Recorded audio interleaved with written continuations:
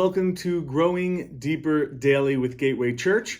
I'm Pastor Michael, and I'm looking forward once again to getting into God's holy word with you today. I want to encourage you, wherever you are at in your journey of faith, if you feel far from the Lord or close, whether you're in a height on a mountaintop or you feel like you're in a valley, always be going to God's word for your sustenance, for your strength, allowing the scriptures to shape your perspective on the times when they are good and the times when they're tough. The scriptures have a wonderful way of enabling us to look at the world and look at the challenges and opportunities through the lens of what really matters. Ultimately, knowing God, following after Jesus. Even if things are going totally great in our life, our ultimate hope is not in the things of this world. Our ultimate hope is in living differently in this world and looking forward to the world to come. And when things are difficult, and I know many in our church are going through some hard times right now, emotionally and physically and spiritually, know that in those depths, in those moments of grief as well, God's with you. And His word shows us what it means to draw close to Him, especially in times of difficulty. But today, as we look in God's word, we're going to be turning the page from 1st to 2nd Samuel. We have already discussed how originally for the Tanakh, the Hebrew scriptures, the Torah, the Nehavim, and the Ketuvim, the law, the prophets, and the writings, that in this section of the prophets, one of the former prophets here in Samuel, 1st and 2nd Samuel were one book together. So as they would read it, there would not be a turning of the page to a new book. But here in 2nd Samuel, beginning in chapter 1, we see this transition. This moment now where Saul has died, and now David is king alone. It takes a little while to work it out with Saul and some of his sons. In the following chapters, you could see that in the beginning of 2nd Samuel. But ultimately, we see the page being turned from Saul to David. Yesterday, if you remember, we talked about in God's word how David did not grasp and did not ask for the throne in the time before it was allotted for him, that he was patient in God's timing. And through the rest of the book of 1 Samuel, it's just trial after trial. It's difficulty after difficulty for David. He's being attacked by Saul. The Philistines as well, Amalekites as well, are gaining influence and power and pressing on Saul. We see even a period where David finds respite and solitude and help with the Philistines himself. It's this season of David's life where the questioning of God, how are you really going to work out your will? God, how are you really going to make your will happen of me to be anointed when I have to find refuge with the enemy? I mean, just an amazing series of events in the life of David. In that season as well, we see his love and kinship for Jonathan, Saul's son, which even complicates things even more.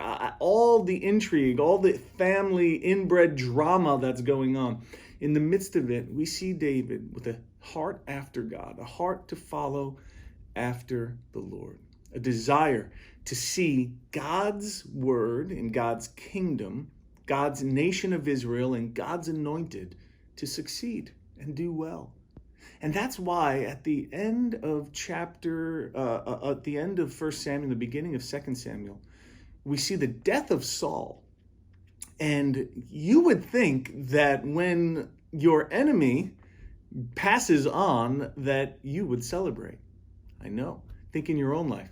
Someone who has perhaps given you a lot of trouble and angst. Someone who has not always been in your corner.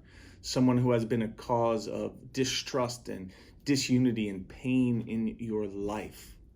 When that person is removed from the picture in whatever way they are removed, isn't that a time of rejoicing usually?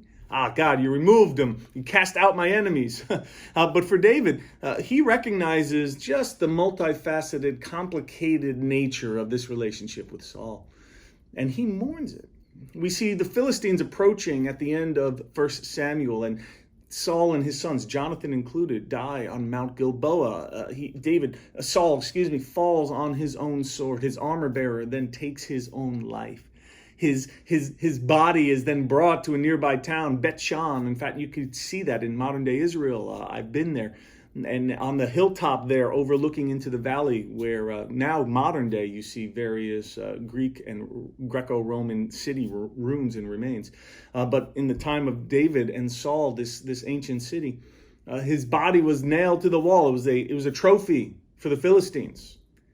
Then those brave men go and take those remains and bring them to David. And David is upset. David mourns. Look what he says in verse 17 of 2 Samuel 1. And David lamented with this lamentation over Saul and Jonathan his son.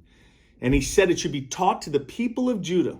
Behold, it is written in the book of Jashar.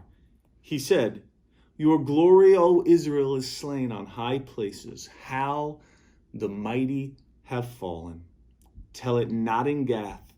Publish it not in the streets of Ashkelon, lest the daughters of the Philistines rejoice, and let the daughters of the uncircumcised exult. It goes on more lamenting, sadness. I want you to notice here in David a few things. When your enemies face their demise, when those that have been most vitriolic against you find their end. And we know that God is a God of justice, and he brings it about in his time. First of all, David, number one, he's not gloating in this moment. He does not gloat. He does not use this as an opportunity to grandstand. He doesn't use this opportunity to flip his bat and wave in victory. He's saddened. In the sin-sick world we're in, death is that final reminder that things are not right. And for David, here is Saul, his father-in-law, the father of his friend, his anointed king in Israel that has passed on.